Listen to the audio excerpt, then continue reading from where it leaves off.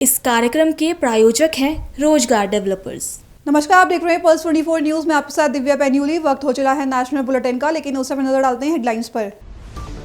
पंजाब के मुख्यमंत्री भगवंत मान ने फतेहगढ़ के युवा राजकुमारों के बलिदान को किया नमन। कहा, इस बलिदान की मिसाल दुनिया में कहीं नहीं मिलती। बिहार चुनाव में मदद के लिए AIM बिहार अध्यक्ष अख्तरुल ईमान ने किया नेताओं का धन्यवाद। कहा, वोटर किसी की निजी संपत्ति नहीं। बांग्लादेश में हिंदुओं पर हो रहे अत्याचारों पर VHP नेता विनोद बंसल ने जताई नाराजगी। कहा, यह संपूर्ण विश्व के लिए बड़ी चेतावनी। व्यारा में सांसद खेल महोत्सव का भव्य समापन। सांसद प्रभुभाई वसावा ने की समारोह में शिरकत। पंजाब के मलेरकोटला में विधवा महिला ने की आत्महत्या। अपनी बुजुर्ग मां और 9 साल के बेटे के साथ खाया जहरीला पदार्थ। तुम दोनों की मेहनत बहुत रंग लाई है बेटा, घर बहुत सुंदर बना है। ये मेरे पापा का घर। पता है, देख तेरे पापा की नेम प्लेट अपने हाथों से लगाऊंगा। नेम प्लेट तो लग चुकी पापा।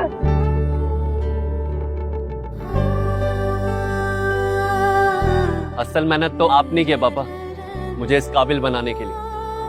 वो जिंदगी भर किराए के मकान में रहे, लेकिन आज ये घर मेरा नहीं, ये है मेरे पापा का घर।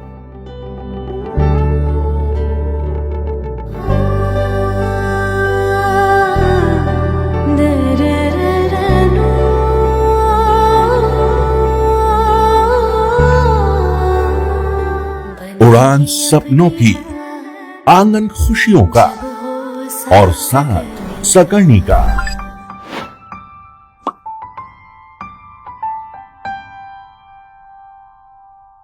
60 वर्षों से आपके साथ मनोरंजन और संस्कार का संगम, जाह्नवी मैगजीन।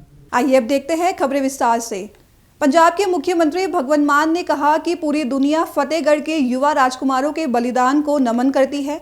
इस बलिदान की मिसाल दुनिया में कहीं नहीं मिलती। इस बलिदान की कहानी को आने वाली पीढ़ियों तक पहुंचाना आवश्यक है, ताकि वे समझ सके कि हमारे धर्म की रक्षा के लिए किस प्रकार के बलिदान दिए जाते हैं। आज श्री फतेहगढ़ साहब विखे जो छोटे साहिबजादिਆਂ ਦੀ ਲਾਸਾਨੀ ਕੁਰਬਾਨੀ ਉਹਨੂੰ ਨਤਮਸਤਕ ਹੋਣ ਲਈ ਪੂਰੀ ਦੁਨੀਆ ਚੋਂ ਸੰਗਤ ਆਉਂਦੀ ਹੈ ਤੇ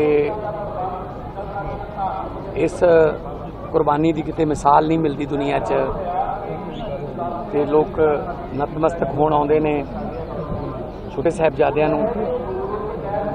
ਤੇ ਅੱਜ ਅਸੀਂ ਵੀ ਪਰਿਵਾਰ ਸਮੇਤ ਅੱਜ ਇੱਥੇ ਮੱਥਾ ਟੇਕਣ ਆਏ ਹਾਂ ਔਰ 350 ਸਾਲਾ ਸ਼੍ਰੀ ਗੁਰੂ ਤੇਗ ਬਹਾਦਰ ਜੀ ਦਾ ਵੀ ਇਸੇ ਸਾਲ ਹੀ ਮਨਾਇਆ ਜਾ ਰਿਹਾ ਹੈ, ਉਹਨਾਂ ਦਾ ਸ਼ਹੀਦੀ ਪੁਰਬ। ਸੋ ਪੁੱਤਰਾਂ ਦੇ ਦਾਨੀਆਂ ਦੀ, ਪੋਤਿਆਂ ਦੇ ਦਾਨੀਆਂ ਦੀ ਕੁਰਬਾਨੀ ਜਿਹੜੀ ਹੈ ਉਹਨੂੰ ਯਾਦ ਰੱਖਣਾ, ਅਗਲੀਆਂ ਪੀੜ੍ਹੀਆਂ ਤੱਕ ਉਹਨੂੰ ਪਹੁੰਚਾਉਣਾ ਸਾਡਾ ਫਰਜ਼ ਹੈ, ਤਾਂ ਕਿ ਆਉਣ ਵਾਲੀਆਂ ਪੀੜ੍ਹੀਆਂ ਇਹ ਯਾਦ ਰੱਖ ਸਕਣ, ਉਹਨਾਂ ਨੂੰ ਅਹਿਸਾਸ ਹੋਵੇ ਕਿ ਕਿਸ ਤਰ੍ਹਾਂ ਦੀਆਂ ਕੁਰਬਾਨੀਆਂ ਕਰਕੇ ਸਾਡੇ ਧਰਮ ਦੀ ਰੱਖਿਆ ਕੀਤੀ ਗਈ ਹੈ। ਸਾਡੇ ਗੁਰੂਆਂ ਨੇ ਕੀ ਕਸ਼ਟ ਝੱਲੇ ਨੇ ਇਹਨਾਂ ਠੰਡਾਂ 'ਚ, ਸਾਡੇ ਬੱਚਿਆਂ ਨੇ, ਗੁਰੂ ਸਾਹਿਬ ਦੇ ਸਾਹਿਬਜ਼ਾਦਿਆਂ ਨੇ, ਮਾਤਾ ਗੁਜਰ ਕੌਰ ਜੀ ਨੇ। ਸੋ ਇੱਕ ਬਹੁਤ ਵੱਡਾ ਇਤਿਹਾਸ ਹੈ ਜਿਹਨੂੰ ਜਾਣਨਾ, ਯਾਦ ਰੱਖਣਾ ਤੇ ਅੱਗੇ ਤੱਕ ਪਹੁੰਚਾਉਣਾ ਸਾਡਾ ਸਾਰਿਆਂ ਦਾ ਫਰਜ਼ ਬਣ ਜਾਂਦਾ। ਬਾਕੀ ਜੋ ਸੇਵਾ ਪੰਜਾਬ ਦੇ ਲੋਕਾਂ ਨੇ ਲਾਈ ਹੈ ਉਹਨੂੰ ਨਿਭਾ ਰਹੇ ਹਾਂ। ਜੋ ਸਾਡਾ ਫਰਜ਼ ਬਣਦਾ ਬਾਹਰ ਲੋਕਾਂ ਦੇ, ਸੰਗਤ ਦੇ ਸਹੂਲਤ ਵਾਸਤੇ ਪ੍ਰਬੰਧ ਕਰਨੇ, ਸੁਰੱਖਿਆ ਦੇ ਜਾਂ ਫਿਰ ਕੋਈ ਸਿਹਤ ਸੇਵਾਵਾਂ ਦੇ, ਐਮਰਜੈਂਸੀ ਦੇ, ਜਾਂ ਉਹਨਾਂ ਦੇ ਆਉਣ ਜਾਣ 'ਚ ਕੋਈ ਉਹਨਾਂ ਨੂੰ ਨਤਮਸਤਕ ਹੋਣ 'ਚ ਕਿਤੇ ਕੋਈ ਮੁਸ਼ਕਿਲ ਨਾ ਆਵੇ। ਈ ਰਿਕਸ਼ੇ, ਸ਼ਟਲ ਬੱਸਾਂ ਔਰ ਸਮੂਥਲੀ ਪਾਰਕਿੰਗ ਵਗੈਰਾ ਸਾਰੀ ਜਿਹੜੀ ਹੈ, ਜਿਹੜੇ ਬਾਹਰਲੇ ਪ੍ਰਬੰਧ ਨੇ, ਉਹਦੇ ਵਾਸਤੇ ਅਸੀਂ ਆਪਣੇ ਵੱਲੋਂ ਸਭ ਤੋਂ ਬੈਸਟ ਕੀਤਾ ਹੈ। ਆਲੇ ਦੁਆਲੇ ਦੀ ਪੁਲਿਸ ਵੀ ਆਲੇ ਦੁਆਲੇ ਤੋਂ ਪ੍ਰਸ਼ਾਸਨ ਜਿਹੜਾ ਜਾਂ ਜਿਹੜੇ ਅਫਸਰ ਨੇ ਉਹਨਾਂ ਦੀ ਡਿਊਟੀ ਜਗ੍ਹਾ ਜਗ੍ਹਾ ਤੇ ਲਾਈ ਹੋਈ ਹੈ ਤਾਂ ਕਿ 2-3 ਦਿਨ ਜਿਹੜੇ ਸਭਾ ਦੇ ਜਿਹੜੇ 3 ਦਿਨ ਖਾਸ ਹੁੰਦੇ ਨੇ ਉਹ 'ਚ 50 ਲੱਖ ਤੋਂ ਕਰੀਬ ਸੰਗਤ ਜਿਹੜੀ ਇੱਥੇ ਆ ਕੇ ਦਰਸ਼ਨ ਕਰਦੀ ਤੇ ਇੰਨੀ ਭਾਰੀ ਗਿਣਤੀ 'ਚ ਜਿਹੜੀ ਸ਼ਰਧਾ ਔਰ ਸੰਗਤ ਦਾ ਆਉਣਾ ਔਰ ਉਹਨਾਂ ਨੂੰ ਇੱਥੇ ਕੋਈ ਦਿੱਕਤ ਨਾ ਆਵੇ ਇਹ ਉਹਨਾਂ ਨੂੰ सहूलतां दा प्रदान करना साडा फर्ज है। दिल्ली में AIM बिहार अध्यक्ष अख्तरुल ईमान ने कहा कि हम उन सभी नेताओं को धन्यवाद देना चाहते हैं जिन्होंने बिहार चुनाव में पार्टी की मदद की। हम दिल्ली को यह संदेश भी देना चाहते हैं कि वोटर किसी की निजी संपत्ति नहीं है और जनता जिसे चाहे उसे चुन सकती है। तो वहीं दूसरी तरफ उन्होंने बांग्लादेश में हिंदुओं पर हुए अत्याचारों की निंदा करते हुए कहा कि इंसानियत को एकजुट होने की जरूरत है। दिल्ली से बहुत सारे लोग गए थे हमारे इलेक्शन में हमारी मदद करने के लिए, उनका शुक्रिया अदा करते हैं। सीमांचल और बिहार के मजदूरों की एक बड़ी तादाद जो कल कारखाने में काम करते थे वो अपने रोजी रोटी को छोड़कर हमें वोट देने के लिए गए हैं और वोट देकर यहाँ आ गए हैं। उनसे मुलाकात नहीं हो पाई है, उनका शुक्रिया अदा करने आए हैं। और दिल्ली सल्तनत को ये भी कहने के लिए आए हैं कि वोट किसी की जागीर नहीं है, जनता जब फैसला करना चाहती है वो किसी को भी ताकत दे सकती है। अब समझ रही है, किसी पागल और दीवाने की बातों पर मुझे रिएक्शन देने की जरूरत क्या है यार।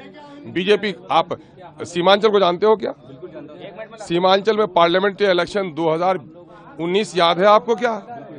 अगर हमको गठबंधन को वोट नहीं दोगे तो किनको वोट दे दो?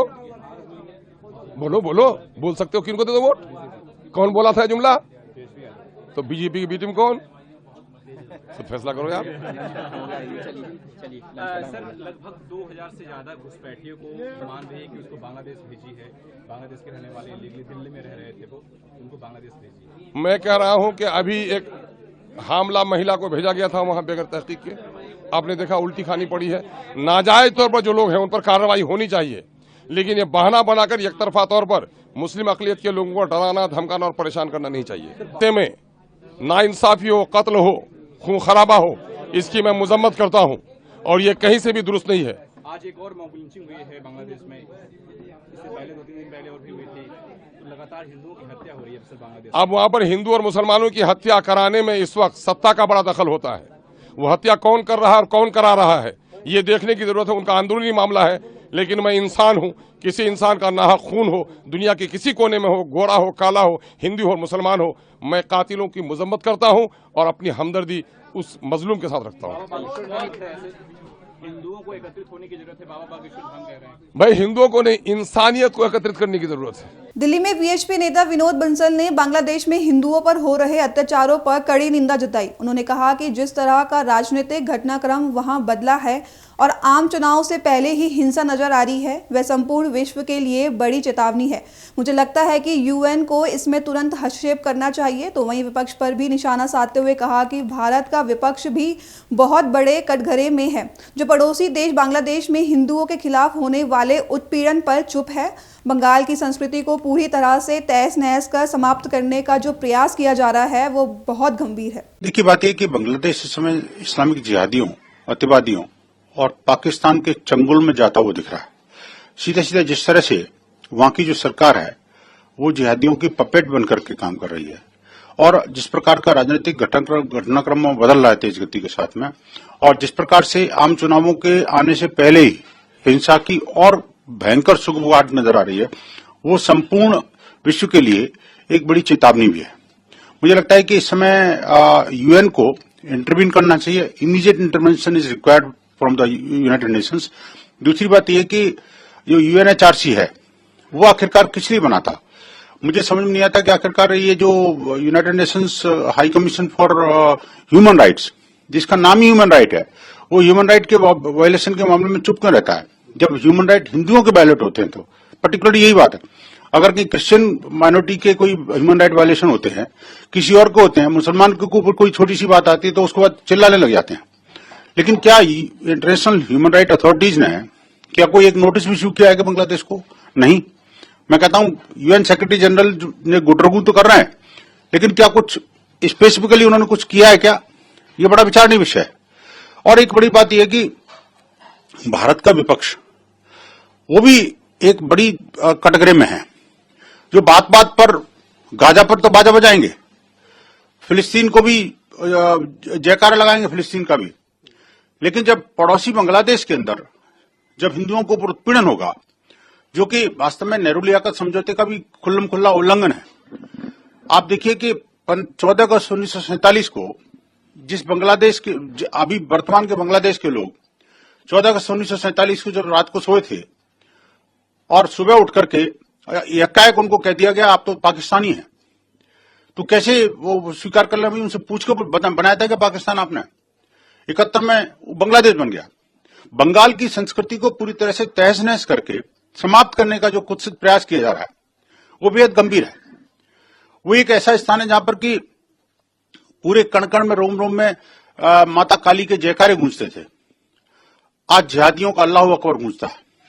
उत्पात, आतंकवाद और हिंसा वहां एक आम बात हो गई है। ये बेहद चिंताजनक बात है मुझे लग रहा है, और इसमें जो है सभी को मिलकर के इसमें प्रयास करने चाहिए। अभी जिस प्रकार से सम्राट मंडल की भी नृशंस हत्या की गई, मेरे पास और भी कई वीडियो, आज मैंने भी कई सारे वीडियो ट्वीट भी किए हैं, जिसमें ये साफ साफ दिख रहा है कि हिंदुओं के घरों को, दुकानों को, मकानों को, मंदिरों को और मूर्तियों को तोड़ा जा रहा है, जलाया जा रहा है, ध्वस्त किया जा रहा है। इवन उन हिंदुओं के घरों दुकानों को लॉक करके उसमें आग लगाई जा रही है। इस तरह की हिंसा पर कभी तो कोई रोक लगेगी ना। आखिरकार हिंदू समाज कब तक उसको उत्पीड़न को सहन करता रहेगा? और देखिए, अब मुझे लगता है इसका समाधान हमें लगता है कि इसका समाधान एक ही है कि वहां पर यूएन पीस कीपिंग फोर्सेस की तैनाती हो और उसी के निर्देशन में आगे वाले आम चुनाव हो वहां पर बांग्लादेश के अंदर, तभी वहां पर शांति, स्थिरता और फ्री एंड फुल इंश्योर किया जा सकता है। ये चीजें जो है ना बहुत गंभीर हैं, और संपूर्ण एशिया के लिए जो जिहादियों का, अतिवादियों का जो इस तरह से अड्डा बनता चला जा रहा है, और पाकिस्तान धीरे धीरे करके इसको, पाकिस्तान और उसकी इंटेलिजेंस आईएसआई और जिहादी तीनों का गठजोड़ बांग्लादेश को खाने को दौड़ रहा है। इन सब चीजों से उसको बचाना पड़ेगा। देखिए, पड़ोसी हमारा है, संस्कृति हमारी है, पूर्वज हमारे हैं। ऐसी स्थिति में हम भी उनको ऐसा नहीं छोड़ सकते। लेकिन देखिए, कल स्वामी श्रद्धानंद की बलिदान दिवस था। स्वामी श्रद्धानंद का बलिदान इसीलिए हुआ था क्योंकि उन्होंने धर्मांतरण को रोका था। जिस धर्मांतरण को उस समय रोक लिया होता तो न तो पाकिस्तान बनता, न बांग्लादेश बनता, और न आज की स्थिति परिस्थिति बनती। हिंदू समाज जहां 37% था, आज वो 7% भी नहीं बचा। क्या जमीन उनको निगल गई या आसमान उठा ले गया? कोई तो बताए आखिरकार। इस तरह का उत्पीड़न समाज कब तक सहन करेगा? अगर कोई ईसाई मिशनरियों के साथ कुछ होता है, संपूर्ण ईसाई जगत के जो देश है वो चिल्ला जाते हैं। ऐसे ही अगर किसी मुसलमान के साथ कुछ होता है तो सारे मुस्लिम कंट्री चिल्लाते हैं। अगर हिंदू के साथ कुछ हो रहा है कहीं, तो आखिरकार क्यों चुप्पी साधे हुए सब लोग? ये देखना पड़ेगा। और मानवता के अलंबरदार आखिरकार कहां छुपे हुए हैं? ये गंभीर मामला है, इस पर गंभीरता के साथ विचार करना चाहिए, सभी को विचार करना चाहिए। और ये इन अतिवादियों, आतंकवादियों को नहीं रोका गया तो वही होगा जैसे पहले भारत आतंकवाद के दंश से ग्रसित था। हम बार बार वर्ल्ड कम्युनिटी को चेता रहे थे, वो नहीं मान रहे थे। अब यूरोपियन कंट्रीज में लगातार जहां धमाके हो रहे हैं उन्हीं अतिवादियों के, तो अब उनको भी समझ में आ रहा है कि हाँ, ये जिहादी आतंकवाद कुछ है। इसी तरह से बांग्लादेश की परिस्थितियां बन रही है। इस पर मुझे लगता है गंभीरता से विचार करना चाहिए। विश्व हिंदू परिषद का स्पष्ट मत है कि इन सब हिंसा पर अविलंब विराम लगना चाहिए, अन्यथा तो समाज को भी कुछ करना पड़ेगा। के नेता सौरभ भारद्वाज और कुछ अन्य नेता भी उसमें शामिल हैं। आरोप ये है कि उन्होंने क्रिश्चियंस जो हैं उनकी धार्मिक भावनाओं को आहत किया है। आपका क्या कहना है? देखिए, दो बात है। मुझे लगता है कि ये पार्टी आम आदमी पार्टी नहीं है, खास आदमी पार्टी बन गई है। इनका मन में तो ये था कि शायद इस माध्यम से हम क्रिश्चियनिटी को प्रमोट कर जाएंगे, और जो जीसस और उनके जो साइंटा है, ये साइंटा के माध्यम से वो पूरे देश को साइंस से अलग करके और साइंटा की तरफ जोड़ने की कोशिश कर रहे थे। उसका प्रचार करना चाह रहे थे मिशनरीज का, लेकिन पड़ गया इनको उल्टा। मैं कहना चाहता हूं, आखिरकार कल स्वामी श्रद्धानंद का बलिदान दिवस था, क्या आपने उनको श्रद्धांजलि दी? क्या वीर बाल दिवस है, उस पर आपने कोई एक ट्वीट भी किया? कल ही अटल जी की जयंती भी थी। ऐसे महान नेता को क्या आपने श्रद्धांजलि दी? क्या इनको सिर्फ जीसस अपना साइंटा नजर आता है, जबकि आप देखिए कि देश को इस समय साइंटा की नहीं, साइंस की जरूरत है, साइंटिस्ट की जरूरत है और श्रद्धानंद की जरूरत है। उस पर ये बात नहीं करेंगे। ये इस प्रकार का दुष्प्रचार, और मैं कहता हूं कि जब कोई मामला राजनीतिक हो उसमें किसी धार्मिक मामले का दखल देना, ये पैसे तो कहते हैं कि हम सेकुलर हैं और दूसरी तरफ काम करते हैं कम्युनल, ये तो ठीक नहीं है। इनको थोड़ा आत्मावलोकन करना पड़ेगा कि आखिरकार किसको प्रमोट कर रहे हैं और क्या हम सोच रहे हैं, उसके दुष्परिणाम भी हो सकते हैं। इनको ऐसी ओछी राजनीति से बाहर जाना चाहिए। व्यारा में बारडोली संसदीय क्षेत्र के सांसद खेल महोत्सव का भव्य समापन हुआ। सांसद प्रभुभाई वसावा ने कहा कि प्रधानमंत्री नरेंद्र मोदी के नेतृत्व में ग्रामीण खिलाड़ियों को सर्वश्रेष्ठ मंच मिला है। खो खो, कबड्डी, रस्साकस्सी और वॉलीबॉल सहित कई खेल आयोजित किए गए। साथ ही खेलो इंडिया के स्वर्ण पदक जीते ध्रुव पंचाल ने खिलाड़ियों का मनोबल बढ़ाया, तो वहीं विजेता टीमों और खिलाड़ियों को पुरस्कार और ट्रॉफियां भी दी गई। पंजाब में मलेरकोटला में गांव भूदन में एक दर्दनाक घटना सामने आई है, जहां एक 31 वर्षीय विधवा महिला ने अपनी बुजुर्ग मां और 9 साल के बेटे के साथ कथित तौर पर जहरीला पदार्थ निगलकर आत्महत्या कर ली, जिसके बाद से पूरे गांव में हड़कंप मच गया है। जिसके बाद इस मामले को लेकर मृतकों के रिश्तेदारों और किसान यूनियन की ओर से थाना संदौड़ के बाहर रोष प्रदर्शन किया गया, जहां मौके पर पहुंचे डीएसपी विक्रमजीत सिंह ने घुम्मन के लोगों को आश्वासन देते हुए कहा कि मामला दर्ज कर लिया गया है और जल्द ही आरोपियों को गिरफ्तार कर कानूनी कार्रवाई की जाएगी। तो वहीं थाना संदौड़ के प्रभारी इंस्पेक्टर गगनदीप सिंह ने बताया कि आत्महत्या से पहले इंद्रपाल कौर ने एक वीडियो रिकॉर्ड किया था, जिसमें उसने पड़ोसियों, पारिवारिक सदस्यों और रिश्तेदारों समेत कुल 10 लोगों को अपनी मौत के लिए जिम्मेदार ठहराया है। ਅੱਜ ਸਰ ਜਿਹੜਾ ਧਰਨਾ ਲੱਗਿਆ ਕਿਸ ਜਗ੍ਹਾ ਲੱਗਿਆ ਜੀ? ਇਹ ਸਾਡੇ ਕੋਲੇ ਥਾਣਾ ਸੰਦੌੜ ਚ ਐਫਆਈਆਰ ਦਰਜ ਹੋਈ ਹੈ 203 ਨੰਬਰ ਕਿ ਪੂਦਨ ਪਿੰਡ ਚ 3 ਜਣਿਆਂ ਨੇ ਆਪਣੇ 2 ਜਣੇ ਸੁਸਾਈਡ ਦਾ ਗੱਲ ਨੋਟਿਸ ਆਈ ਸੀ, ਉਹਦੇ ਚ ਅਸੀਂ ਪਰਚਾ ਦਰਜ ਕੀਤਾ। ਉਹਦੇ ਚ 3 ਜਣਿਆਂ ਦੀ ਮੌਤ ਹੋ ਗਈ ਸੀ, ਇੱਕ ਬੱਚਾ ਸੀ ਜਸਕਰਨ ਸਿੰਘ ਤੇ ਇੱਕ ਲੇਡੀ ਸੀ ਇੰਦਰਪਾਲ ਕੌਰ ਤੇ ਇੱਕ ਉਹਦੀ ਮਾਤਾ ਸੀ, ਤੇ ਉਹ 10 ਜਣਿਆਂ ਦੇ ਖਿਲਾਫ ਅਸੀਂ ਮੁਕੱਦਮਾ ਦਰਜ ਕੀਤਾ। ਧਾਰਾ ਕਿਹੜੀ ਲੱਗੀ ਹੈ ਜੀ? ਧਾਰਾ ਆਪਣੇ 108 BNS ਤੇ 306 IPC ਚ ਮੁਕੱਦਮਾ ਦਰਜ ਕੀਤਾ ਸੀ। ਤੇ ਅਸੀਂ ਕੋਸ਼ਿਸ਼ ਕਰਨੇ ਆ, ਇਹਨਾਂ ਦੇ ਡਿਮਾਂਡ ਸੀ ਵੀ ਪਹਿਲਾਂ ਬੰਦੇ ਅਰੈਸਟ ਕਰੋ, ਉਸ ਤੋਂ ਬਾਅਦ ਅਸੀਂ ਇਹਨਾਂ ਦਾ ਸੰਸਕਾਰ ਵਗੈਰਾ ਕਰਾਵਾਂਗੇ। ਸੁਸਾਈਡ ਤੋਂ ਪਹਿਲਾਂ ਕੋਈ ਲੜਕੀ ਵੱਲੋਂ ਵੀਡੀਓ ਵੀ ਵਾਇਰਲ ਕੀਤੀ ਹੋਈ ਹੈ? ਇੱਕ ਲੜਕੀ ਦੀ ਇਹਨਾਂ ਦੇ ਰਿਸ਼ਤੇਦਾਰਾਂ ਵੱਲੋਂ ਕੋਈ ਸਾਨੂੰ ਵੀਡੀਓ ਪੇਸ਼ ਕੀਤੀ ਆ, ਉਹ 'ਚ ਉਹਨੇ ਕੋਈ ਪਿੰਡ ਦੇ ਬੰਦੇ ਆ, ਕੋਈ ਗਵਾਂਢੀ ਨੇ ਤੇ ਆਪਣੀ ਸੱਸ ਦੇ ਖਿਲਾਫ, ਚਰਨਜੀਤ ਕੌਰ ਦੇ ਖਿਲਾਫ ਉਹਨਾਂ ਨੇ ਵੀਡੀਓ 'ਚ ਵੀਡੀਓ ਆਈ ਹੈ ਉਹਦੇ ਸਾਹਮਣੇ, ਤੇ ਉਹਦੇ ਉੱਤੇ ਆਧਾਰ ਤੇ ਅਸੀਂ ਕਾਰਵਾਈ ਕਰਤੀ ਆ। ਤੇ ਹੁਣ ਅਸੀਂ ਇਹਨਾਂ ਨੂੰ ਵਿਸ਼ਵਾਸ ਦਿਵਾਇਆ ਵੀ ਅਸੀਂ 1-2 ਦਿਨ ਚ ਅੱਜ ਸ਼ਾਮ ਤੱਕ ਹੀ ਕੁਛ ਨਾ ਕੋਈ ਬੰਦੇ ਅਰੈਸਟ ਕਰਾਂਗੇ, ਤੇ ਉਹ ਤੇ ਵਿਸ਼ਵਾਸ ਤੇ ਇਹਨਾਂ ਨੇ ਅੱਜ ਧਰਨਾ ਚੱਕਿਆ ਤੇ ਕੱਲ ਅਸੀਂ ਕਾਰਵਾਈ ਕਰਵਾਵਾਂਗੇ ਜੋ ਵੀ ਪੋਸਟਮਾਰਟਮ ਇਹਨਾਂ ਨੇ ਕਰਵਾਉਣਾ। ਮੈਂ ਕਰਮਜੀਤ ਸਿੰਘ ਜੀ, ਰਾਮਨਗਰ ਚੰਨਾ।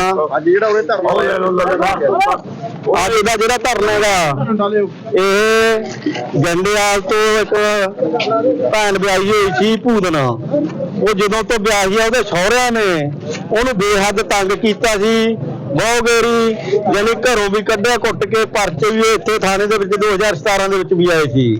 ਤਾਂ ਉਹਦੇ ਘਰ ਵਾਲੇ ਦੀ ਡੈਥ ਹੋ ਗਈ ਸੀ ਟਰੈਕਟਰ ਤੇ ਐਕਸੀਡੈਂਟ ਦੇ ਨਾਲ। ਉਸ ਤੋਂ ਬਾਅਦ ਦੇ ਵਿੱਚ ਉਹਨੂੰ ਫੇਰ ਉਹਦੀ ਸੱਸ ਦੇ ਵੱਲੋਂ ਅਤੇ ਹੋਰ ਪਿੰਡ ਦੇ ਬੰਦਿਆਂ ਵੱਲੋਂ, ਛਾਕੇ ਸ਼ਕੀਲਿਆਂ ਵੱਲੋਂ ਤੰਗ ਕੀਤਾ ਜਾਂਦਾ ਸੀ, ਜਿਹਦਾ ਉਹ ਜਿਹਨੂੰ ਬੇਹੱਦ ਦੁਖੀ ਸੀ ਵਿਚਾਰੀ, ਉਹਨੂੰ ਘਰੋਂ ਵੀ ਕੱਢਣ ਦੀਆਂ ਕੋਸ਼ਿਸ਼ਾਂ ਕੀਤੀਆਂ ਜਾਂਦੀਆਂ ਸੀਗੀਆਂ। ਤਾਂ ਉਹਨੇ ਇੱਕ ਸ਼ੰਕਾ ਜਤਾਇਆ ਸੀਗਾ ਵੀ ਮੈਨੂੰ ਮੇਰੇ ਪਿੱਛੇ ਲੱਗ ਗਿਆ ਫਲਾਣੇ ਬੰਦੇ, ਉਹਨੇ ਵੀਡੀਓ ਦੇ ਵਿੱਚ ਨਾਂ ਵੀ ਲਿਆਏਗਾ ਵੀ ਮੈਨੂੰ ਇਹਨਾਂ ਦੀ ਜਾਨ ਤੋਂ ਖਤਰਾ, ਜਿਹੜਾ ਖਤਰਾ ਹੈਗਾ ਵੀ ਮੇਰੀ ਰੱਖਿਆ ਕੀਤੀ ਜਾਵੇ। ਤਾਂ ਉਹ ਕੱਲ ਦੀ ਗੱਲ ਹੈ, ਪਰਸੋਂ ਤਾਂ ਉਹਨੂੰ ਸ਼ਾਮ ਨੂੰ ਭੇਦ ਭਰੀ ਹਾਲਤ ਦੇ ਵਿੱਚ ਉਹਦੇ ਘਰੇ ਉਹਦੀਆਂ ਲਾਸ਼ਾਂ ਨੇ ਜਿਹੜੀਆਂ ਪਈਆਂ ਸੀ, ਉਹ ਇੱਕ ਬੇਟਾ ਸੀ 9 ਸਾਲ ਦਾ, 9 ਸਾਲ ਦਾ ਬੇਟਾ। ਜਦੋਂ ਕੱਲ ਸਵੇਰੇ ਅਚਾਨਕ ਇਹਨਾਂ ਨੂੰ ਪਰਿਵਾਰ ਨੂੰ ਪਤਾ ਨਹੀਂ ਲੱਗਿਆ, ਪੁਲਿਸ ਨੂੰ ਪਤਾ ਲੱਗਿਆ ਤਾਂ ਪੁਲਿਸ ਮੌਕੇ ਤੇ ਪਹੁੰਚ ਕੇ ਉਹ ਤੜਫਦਾ ਸੀ ਜਦੋਂ ਉਹਨੂੰ ਬੇਟੇ ਨੂੰ ਚੱਕਿਆ ਗਿਆ। ਇੱਥੋਂ ਦੇ SHO ਦੇ ਵੱਲੋਂ ਚੱਕਿਆ ਗਿਆ, ਜਿਹੜੇ ਬੰਦਿਆਂ ਦੇ ਨਾਂ ਲੈਂਦੀ ਸੀ ਉਹ ਲੜਕੀ 50 ਬੰਦਿਆਂ ਤੋਂ ਜਾਨ ਦਾ ਖਤਰਾ ਹੈ, ਉਹ ਬੰਦਿਆਂ ਨਾਲ ਸੀ, SHO ਨਾਲ ਸੀ। ਉਹ ਬੇਟੇ ਨੂੰ ਚੱਕਿਆ ਗਿਆ, ਚੱਕ ਕੇ ਘੁਮਾ ਫਿਰਾ ਕੇ ਕਿਤੇ ਉਹਦੀ ਹੱਤਿਆ ਹੋਈ ਤੋਂ ਮਗਰੋਂ ਲਿਆ ਕੇ ਘਰੇ ਧਾਰਤਾ, ਬਾਅਦ ਦੇ ਵਿੱਚ ਪਤਾ ਲੱਗਿਆ ਜੋ ਦੱਸਿਆ ਵੀ ਇਹਨਾਂ ਤੋਂ ਤਾਂ ਜਾਨ ਨੂੰ ਖਤਰਾ ਸੀ, ਜਿਹੜੇ ਬੰਦਿਆਂ ਤੋਂ ਜਾਨ ਨੂੰ ਖਤਰਾ ਸੀ ਉਹ ਚੱਕ ਕੇ ਘਮਾਉਂਦੇ ਰਹੇ, ਉਹਨਾਂ ਨੇ ਕਤਲ ਕਰਿਆ, ਮਾਰਿਆ ਜਾਂ ਕੀ ਕਰਿਆ, ਇਹਦੀ ਜਾਂਚ ਹੈ। ਜਿਹੜੀ ਜਾਂਚ ਦੀ ਮੰਗ ਨੂੰ ਲੈ ਕੇ ਅੱਜ ਇੱਥੇ ਧਰਨਾ ਲਾਇਆ, ਜਿਹੜੇ ਬੰਦਿਆਂ ਦੇ ਨਾਂ ਦਿੱਤੇ ਹੋਏ ਵੀਡੀਓ ਦੇ ਵਿੱਚ ਉਹਨਾਂ ਤੇ FIR ਗੱਲ ਨੂੰ ਲੈ ਕੇ ਸਾਨੂੰ ਵਿਸ਼ਵਾਸ ਦਿਵਾਇਆ ਡਿਪਟੀ ਸਾਹਿਬ ਨੇ ਵੀ ਕੱਲ ਨੂੰ ਤਕਰੀਬਨ 10 ਵਜੇ ਨੂੰ ਉਹ ਬੰਦਿਆਂ ਨੂੰ ਗ੍ਰਿਫਤਾਰ ਕਰਕੇ ਜਾਂਚ ਟੀਮ ਬਣਾ ਕੇ ਤੁਹਾਨੂੰ ਵਿਸ਼ਵਾਸ ਹੈ ਜਿਹੜਾ ਦਿਵਾਇਆ ਜਾਊਗਾ। ਸੰਸਕਾਰ ਜਿਹੜਾ ਵੀ ਕਦੋਂ ਹੋਊਗਾ? ਸੰਸਕਾਰ ਆ ਜਿਹੜਾ ਜਦੋਂ ਉਹਨਾਂ ਤੇ ਪਰਚਾ ਦਰਜ ਹੋ ਕੇ ਸਿਆਖਾਂ ਦੇ ਪਿੱਛੇ ਹੋ ਗਏ ਅਤੇ ਜਾਂਚ ਦੇ ਲਈ ਟੀਮ ਬਣ ਗਈ ਤਾਂ ਅਸੀਂ ਸੰਸਕਾਰ ਆ ਫੇਰ ਕਰਾਂਗੇ, ਉਹਨਾਂ ਟਾਈਮ ਸੰਸਕਾਰ ਕਰਨ ਦੀ ਕੋਈ ਵੀ ਗੁੰਜਾਇਸ਼ ਨਹੀਂ ਹੈਗੀ। ਹਾਂਜੀ, ਕੀ ਨਾਮ ਹੈ? ਮੇਰਾ ਨਾਮ ਜਤਿੰਦਰ ਸਿੰਘ ਹੈ ਜੀ, ਪਿੰਡ ਮੇਰਾ ਭੈਣੀ ਮਹਾਰਾਜ ਤੇ ਜੋ ਇੰਦਰਪਾਲ ਕੌਰ ਸੀ ਇਹ ਮੇਰੀ ਭੂਆ ਜੀ ਦੀ ਲੜਕੀ ਸੀ। ਹਰਦੀਪ ਕੌਰ ਜਿਹੜੇ ਮ੍ਰਿਤਕ ਨੇ ਉਹ ਮੇਰੀ ਭੂਆ ਜੀ ਦੀ, ਤੇ ਜੋ ਜੋੜਨ ਹੈ ਉਹ ਮੇਰੀ ਭੂਆ ਜੀ ਦਾ ਦੋਤਾ, ਮਤਲਬ ਕਿ ਮੇਰਾ ਭਾਣਜਾ ਸੀਗਾ। ਇਹ ਅਸੀਂ ਸ਼ੁਰੂ ਤੋਂ ਹੀ ਜਦੋਂ ਦੀ ਕੁੜੀ ਵਿਆਹੀ ਹੈ ਉਦੋਂ ਤੋਂ ਹੀ ਇਹ ਪਰਿਵਾਰ, ਪਹਿਲਾਂ ਸਾਡਾ ਜੋ ਪ੍ਰਾਹੁਣਾ ਸੀਗਾ ਪਵਨਦੀਪ ਸਿੰਘ ਜਿਹਦੀ 2018 ਚ ਮੌਤ ਹੋ ਗਈ ਸੀਗੀ, ਉਹ ਵੀ ਕੁੜੀ ਨੂੰ ਤੰਗ ਪਰੇਸ਼ਾਨ ਕਰਦਾ ਰਿਹਾ, ਉਹਦੇ ਧੱਕੇ ਨਾਲ ਮੂੰਹ 'ਚ ਇਹਨਾਂ ਨੇ ਸਪਰੇਹਾਂ ਤੱਕ ਪਾਉਣ ਦੀ ਕੋਸ਼ਿਸ਼ ਕਰੀ, ਜਿਹਦਾ ਅਸੀਂ ਪਰਚਾ ਦਰਜ ਕਰਵਾਇਆ ਸੀ ਸੰਦੌੜ ਇੱਥੇ ਥਾਣੇ 'ਚ। ਉਸ ਤੋਂ ਬਾਅਦ ਦੇ ਵਿੱਚ ਸਾਡਾ ਜੀ ਚਲੋ ਵਿੱਚ ਸਿਆਣੇ ਬੰਦਿਆਂ ਨੇ ਹੋ ਕੇ ਫੈਸਲਾ ਵੀ ਕਰਵਾਤਾ ਸੀ, ਚਲੋ ਕੁੜੀ ਸਾਡੀ ਫਿਰ ਵੱਸਦੀ ਹੋ ਗਈ ਸੀ। ਤੇ ਪ੍ਰਾਹੁਣੇ ਦੀ ਮੌਤ ਤੋਂ ਮਗਰੋਂ ਜੋ ਵੀ ਉਹਦੇ ਰਿਸ਼ਤੇਦਾਰ ਸੀਗੇ, ਭਾਈ ਭਣੋਈਏ ਜਾਂ ਇਹਨਾਂ ਦਾ ਇੱਕ ਗੁਆਂਢੀ ਹੈਗਾ ਜੋ ਇਹਨਾਂ ਦਾ ਬਾਂਹ ਠੇਕੇ ਤੇ ਲੈਂਦਾ, ਉਹ ਕੁੜੀ ਨੂੰ ਹਰਾਸਮੈਂਟ ਕਰਦੇ ਰਹੇ, ਉਹਨੂੰ ਜਾਨੋਂ ਮਾਰਨੀਆਂ ਧਮਕੀਆਂ ਦਿੰਦੇ ਰਹੇ, ਕਹਿੰਦੇ ਵੀ ਜਿੱਥੇ ਤੂੰ ਸਾਨੂੰ ਮਿਲ ਗਈ ਅਸੀਂ ਤੈਨੂੰ ਕਤਲ ਕਰ ਦਾਂਗੇ, ਤੇਰੇ ਬੱਚੇ ਨੂੰ, ਤੇਰੀ ਮਾਂ ਨੂੰ। ਮਾੜੀ ਤੋਂ ਮਾੜੀ ਸ਼ਬਦਾਂ ਵਾਲੀ ਮੇਰੀ ਭੂਆ ਜੀ ਨੂੰ, ਲੜਕੀ ਨੂੰ ਤੇ ਉਹਨਾਂ ਦੇ ਪਿੱਛੇ ਬੰਦੇ, ਉਹਨਾਂ ਦੀ ਮੌਤ ਹੋਈ ਆ ਉਹਨਾਂ ਦੀ ਕੀ ਕਾਰਨ ਮੰਨਦੇ? ਉਹਨਾਂ ਨੂੰ ਜ਼ਹਿਰ ਦੇ ਕੇ ਮਾਰਿਆ ਗਿਆ ਜੀ। ਉਹਦੇ ਕਹਿੰਦਾ ਜੀ ਪਤਾ ਕੀ ਹੈ, ਉਹ ਮੇਰੀ ਭੂਆ ਦੀ ਲੜਕੀ ਨੇ ਵੀਡੀਓ ਬਣਾ ਕੇ ਮੇਰੇ ਕੋਲ ਪਹਿਲਾਂ ਪਿੰਡ ਵੀ ਗਈ ਸੀ, ਉਹ ਕਹਿੰਦੀ ਵੀਰੇ ਮੈਨੂੰ ਇਹ ਮਾਰਨ ਤੱਕ ਦੀਆਂ ਧਮਕੀਆਂ ਦਿੰਦੇ ਵੀ ਤੇਰਾ ਐਕਸੀਡੈਂਟ ਕਰਵਾ ਦਾਂਗੇ, ਤੈਨੂੰ ਕੁਝ ਦੇ ਕੇ ਮਾਰ ਦਾਂਗੇ, ਕਹਿੰਦੀ ਮੈਨੂੰ ਖਤਰਾ। ਇਸ ਕਰਕੇ ਸਾਨੂੰ ਬਿਲਕੁਲ 100% ਯਕੀਨ ਹੈ ਵੀ ਇਹਨਾਂ ਨੂੰ ਕਿਸੇ ਨਾ ਕਿਸੇ ਹੀਲੇ ਦੇ ਨਾਲ ਇਹਨਾਂ ਦਾ ਕਤਲ ਕਰਕੇ ਬਾਅਦ ਚ ਇਹਨਾਂ ਨੂੰ ਸਪਰੇਅ ਦਾ ਨਾਂ ਦਿੱਤਾ ਗਿਆ ਵੀ ਇਹ ਸਪਰੇਅ ਪੀਤੀ ਹੈ। ਹਾਲਾਂਕਿ ਇਹਨੇ ਪੀਤੀ ਕੋਈ ਨਹੀਂ ਸਪਰੇਅ, ਅਸੀਂ ਉਹ ਡੈਡ ਬੋਡੀਆਂ ਦੀ ਫੇਸ ਤੋਂ ਅਸੀਂ ਦੇਖ ਕੇ ਆਏਗੇ ਵੀ ਉਹਨਾਂ ਦੇ ਕੋਈ ਮੂੰਹ ਦੇ ਉੱਤੇ ਕੋਈ ਕਾਰਸ ਨਹੀਂ, ਕੋਈ ਕੁਛ ਨਹੀਂ ਹੈਗਾ, ਨਾ ਉਹਨਾਂ ਦੇ ਮੂੰਹ ਦੇ ਵਿੱਚੋਂ ਕੁਝ ਹੈਗਾ। ਕੀ ਮੰਗਾ ਕੁੜੀ ਨੂੰ? ਪੁਲਿਸ ਪ੍ਰਸ਼ਾਸਨ ਵੱਲੋਂ ਸਾਡੀ ਇਹੀ ਮੰਗ ਹੈ ਵੀ ਜੋ ਜਿਹੜੇ ਦੋਸ਼ੀਆਂ ਦੇ ਨਾਂ ਲੈਤੇ ਨੇ ਉਹਨਾਂ ਨੂੰ ਬਿਨਾਂ ਕਾਤਲ ਮੰਨ ਕੇ ਉਹਨਾਂ ਤੋਂ ਜੋ ਬਣਦੀ ਵੱਡੀ ਤੋਂ ਵੱਡੀ ਸਜ਼ਾ, ਉਹਨਾਂ ਨੂੰ ਉਮਰ ਕੈਦ ਦੀ ਸਜ਼ਾ ਹੋਣੀ ਚਾਹੀਦੀ ਹੈ ਉਹ ਬੰਦਿਆਂ ਨੂੰ। ਹਾਂਜੀ ਹਾਂ ਘਰ ਦੇ ਹੋਸੋਵਾਰ ਦੇ ਵਿੱਚ ਇਹ ਵੀਡੀਓ ਰਿਕਾਰਡ ਕਰਕੇ ਰੱਖ ਕੇ ਜਾਂਦੀ ਹਾਂ। ਜੇ ਕੱਲ੍ਹ ਨੂੰ ਮੈਨੂੰ ਕੁਛ ਹੁੰਦਾ ਗਾ, ਮੇਰਾ ਐਕਸੀਡੈਂਟ ਹੁੰਦਾ ਜਾਂ ਕੁਛ ਵੀ ਮੈਨੂੰ ਦੇ ਕੇ ਮਾਰਦੇ ਨੇ, ਇਹਦੇ ਵਿੱਚ 10 ਤੋਂ 11 ਜਾਣੇ ਜ਼ਿੰਮੇਵਾਰ ਨੇ। ਮੇਰੀ ਸੱਸ ਚਰਨਜੀਤ ਕੌਰ, ਸਾਡਾ ਗਵਾਂਢੀ ਭੋਲਾ ਸਿੰਘ, ਉਹਦਾ ਮੁੰਡਾ ਸੁਖਪਾਲਾ ਸਿੰਘ ਤੇ ਉਹਦੇ ਘਰ ਵਾਲੀ ਦਲਜੀਤ ਕੌਰ ਤੇ ਉਹਦਾ ਭਣੋਈਆ ਕੌਰਾ ਸਿੰਘ ਤੇ ਉਹਦੀ ਭੈਣ ਬਾਵੀ ਕੌਰ ਤੇ ਉਹਦਾ ਭਾਈ ਪੰਮੂ ਸਿੰਘ ਤੇ ਉਹਦੀ ਭਰਜਾਈ ਜਸਮੀਲ ਕੌਰ ਤੇ ਉਹਦਾ ਭਤੀਜਾ ਗੁਰਪ੍ਰੀਤ ਸਿੰਘ ਤੇ ਉਹਦਾ ਭਤੀਜ ਨੂੰ ਕਿਰਨਾ ਕੌਰ। ਇਹ ਜ਼ਿੰਮੇਵਾਰ ਮੇਰੀ ਮੌਤ ਦੇ ਇਹ ਜ਼ਿੰਮੇਵਾਰ ਹੋਣਗੇ। ਇਹ ਮੈਨੂੰ ਰੋਜ਼ ਧਮਕੀਆਂ ਦਿੰਦੇ ਨੇ, ਮੈਂ ਵੀਡੀਓ ਬਣਾ ਕੇ ਰੱਖੀ ਹੈ, ਤੈਨੂੰ ਤੇਰਾ ਐਕਸੀਡੈਂਟ ਕਰਵਾ ਦਾਂਗੇ, ਤੈਨੂੰ ਕੁਛ ਦੇ ਕੇ ਮਾਰ ਦਾਂਗੇ। ਜੇ ਕੱਲ੍ਹ ਨੂੰ ਮੈਨੂੰ ਕੁਛ ਵੀ ਹੁੰਦਾ, ਮੇਰੀ ਮੌਤ ਦੇ ਜ਼ਿੰਮੇਵਾਰ ਇਹ ਹੋਣਗੇ। ਜੇ ਮੇਰੇ ਮੁੰਡੇ ਨੂੰ ਜਾਂ ਮੇਰੀ ਮਾਂ ਨੂੰ ਵੀ ਕੁਛ ਵੀ ਹੁੰਦਾ, ਸਾਡੇ ਤਿੰਨਾਂ ਦੇ ਵਿੱਚੋਂ ਮੇਰੀ ਮੌਤ ਦੇ ਜ਼ਿੰਮੇਵਾਰ ਇਹ ਹੋਣਗੇ। ਸਾਡੇ ਤਿੰਨਾਂ ਦੀ ਮੌਤ ਦੇ ਜ਼ਿੰਮੇਵਾਰ ਇਹ ਹੋਣਗੇ। ਕੀ ਨਾਮ ਹੈ ਬਾਈ? ਕੁਲਦੀਪ ਸਿੰਘ। ਅੱਜ ਜਿਹੜਾ ਧਰਨਾ ਲਗਾਇਆ ਗਿਆ ਸੀ ਇਹ ਮਤਲਬ ਕਿਸ ਮਕਸਦ ਨਾਲ ਲੱਗਿਆ ਹੋਵੇ ਸਾਡੇ ਨੌਰ ਥਾਣੇ ਦੇ? ਇਹ ਜੀ ਕੱਲ ਜਦੋਂ ਆਪਣੇ FIR ਦਰਜ ਕਰਵਾਈ ਸੀ ਨਾ, ਉਹਨਾਂ ਨੂੰ ਆ ਕੇ ਤੇ ਕਿਹਾ, ਉਦੋਂ ਕਹਿੰਦੇ ਵੀ ਮੰਨ ਲਓ ਕੋਈ ਪ੍ਰੂਫ ਨਹੀਂ ਹੈਗਾ। FIR ਕਿਸ ਦੀ ਕਰਾਈ ਹੈ? ਤੇ ਮੰਨ ਲਓ ਮੇਰੀ ਭੈਣ ਸੀ ਤੇ ਮੇਰੀ ਮਾਤਾ ਤੇ ਮੇਰਾ ਭਾਣਜਾ, ਉਹਨਾਂ ਤਿੰਨਾਂ ਦੀ ਸ਼ੱਕੀ ਹਾਲਤ ਜੀ ਮੌਤ ਪਾਈ ਗਈ ਹੈ ਜੀ। ਕਿਹੜੇ ਪਿੰਡ? ਭੂਦਨ ਪਿੰਡ ਤੋਂ ਜੀ। ਤੇ ਮੰਨ ਲਓ ਜਦੋਂ ਇਹਨਾਂ ਕੋਲੇ ਆ ਕੇ ਇੱਥੇ ਅਸੀਂ ਦੱਸਿਆ ਜੀ, ਇਹਨਾਂ ਨੇ ਉਦੋਂ ਕੋਈ ਉਹ ਨਹੀਂ ਕਰਿਆ। ਉਸ ਤੋਂ ਬਾਅਦ ਸਾਨੂੰ ਇੱਕ ਵੀਡੀਓ ਮਿਲੀ, ਇਹ ਵੀਡੀਓ ਦਿੱਤੀ ਜੀ ਵੀ ਵੀਡੀਓ ਦੇ ਆਧਾਰ ਤੇ ਜਿਹੜੇ ਬੰਦੇ ਨੇ ਤੁਸੀਂ ਇਹਨਾਂ ਦੇ ਉਹ ਕਰੋ। ਇਹਨਾਂ ਨੇ ਕੋਈ ਉਹ ਨਹੀਂ ਕਰੀ ਹੈਗੀ। FIR ਸ਼ਾਮ ਤੱਕ ਕਹਿੰਦੇ ਕਰਦੇ ਆ। ਉਸ ਤੋਂ ਬਾਅਦ ਇਹਨਾਂ ਨੂੰ ਕਿਹਾ ਵੀ FIR ਕਰਕੇ ਨਾ ਤੁਸੀਂ ਉਹਨਾਂ ਨੂੰ ਰਸਤਾ ਪਾਓ। ਤੇ ਹੁਣ ਅੱਜ ਉਸ ਦੇ ਖਿਲਾਫ ਹੋ ਜੀ ਨਾ ਕੋਈ ਕਾਰਵਾਈ ਕਰੀ ਸੀ, ਜਿਹੜੀ ਉਹਦੇ ਖਿਲਾਫ ਧਰਨਾ ਲਾਇਆ ਵੀ ਤੁਸੀਂ ਉਹਨਾਂ ਨੂੰ ਰਸਤਾ ਕਰੋ ਤੇ ਸਾਨੂੰ ਇਨਸਾਫ ਦਿਵਾਇਆ ਜਾਵੇ, ਕਿਉਂਕਿ ਬਹੁਤ ਹੀ ਵੱਡਾ ਸਾਡਾ ਤਾਂ ਨੁਕਸਾਨ ਹੋ ਗਿਆ ਜੀ। ਕੋਈ ਰਹੇ ਹੀ ਨਹੀਂ ਘਰੇ। ਹੁਣ ਤੁਹਾਨੂੰ ਕੀ ਵਿਸ਼ਵਾਸ ਦਿਵਾਇਆ ਹੈ? ਇਹਨਾਂ ਨੇ ਜੀ ਕਿਹਾ ਕੱਲ 11 ਵਜੇ ਤੱਕ ਅਸੀਂ ਤੁਹਾਨੂੰ ਸਾਰੇ ਬੰਦੇ ਰੈਸਟ ਕਰ ਲਾਂਗੇ ਤੇ ਤੁਹਾਡੇ 11 ਵਜੇ ਤੱਕ ਤੁਹਾਡੇ ਨਾਲ ਪੂਰਾ ਹੀ ਕਰਾਂਗੇ ਕੋਆਪਰੇਟ। ਜਿਹੜਾ ਸੰਸਕਾਰ ਹੈ ਲਾਸ਼ਾਂ ਦਾ ਵੀ ਉਸ ਤੋਂ ਬਾਅਦ ਹੀ ਹੋਊਗਾ? ਹਾਂਜੀ, ਉਸ ਤੋਂ ਬਾਅਦ पोस्टमार्टम भी ते संस्कार भी उस तो बाद करांगे। अभी के लिए बस इतना ही। देश विदेश की खबरों के लिए जुड़ रहे पल्स 24 न्यूज के साथ। तब तक नमस्कार। तुम दोनों की मेहनत बहुत रंग लाई है बेटा, घर बहुत सुंदर बना है। ये मेरे पापा का घर। पता है, देख तेरे पापा की नेम प्लेट अपने हाथों से लगाऊंगा। नेम प्लेट तो लग चुकी पापा।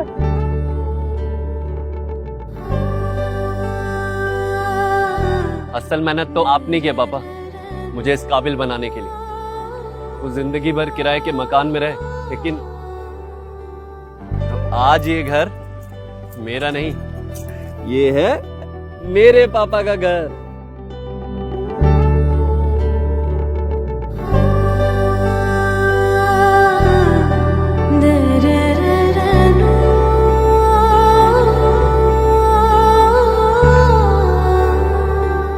उड़ान सपनों की, आंगन खुशियों का और साथ सकर्णी का।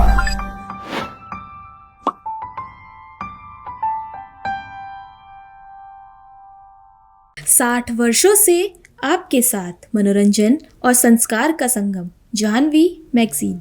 इस कार्यक्रम के प्रायोजक थे रोजगार डेवलपर्स।